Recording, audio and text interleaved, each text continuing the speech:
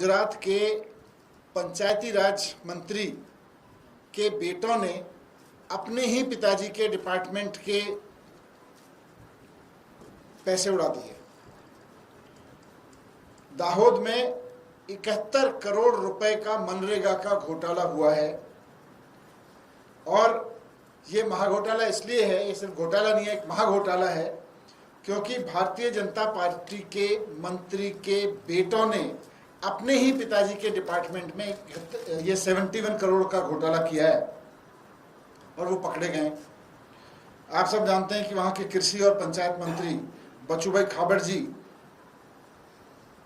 के विभाग में ये घोटाला हुआ है 71 करोड़ का, और उनके बेटे बलदेव और किरण और उनका भतीजा वहां पे 71 करोड़ की चोरी करने के आरोप में पकड़े गए हैं। क्या चोरी की है उन्होंने कि मनरेगा के काम, गरीबों के जो काम गांव में होने थे वो हुए नहीं, कोई काम नहीं हुआ। मनरेगा बनाया गया था इसलिए कि गांव में, गांव के एकदम पॉवर्टी लाइन पे खड़े हुए गरीब लोगों को, जिनके पास कोई काम नहीं है, उनको रोजगार दिया जा सके और उनसे गांव में कुछ काम करवाए जा सके। लेकिन पंचायती राज मंत्री के बेटों ने कंपनियां बना के वो काम अपने हिस्से ले लिया और काम किया भी नहीं। तो गांव में कोई काम नहीं हुआ, गांव के गरीब लोगों को रोजगार नहीं मिला। गांव में काम करने और गांव के गरीब लोगों को रोजगार देने के नाम पर बिना काम किए, बिना किसी को मजदूरी दिए 71 करोड़ रुपए मंत्री जी के बेटे, दोनों बेटे अपनी कंपनियों में ले गए। ये एक घोटाला है।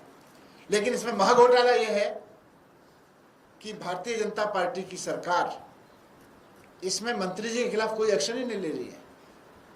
मंत्री जी के बेटे अपने ही पिताजी के डिपार्टमेंट में 71 करोड़ रुपए का घोटाला कर गए, और ये तो केवल 2 तहसीलों का मसला है।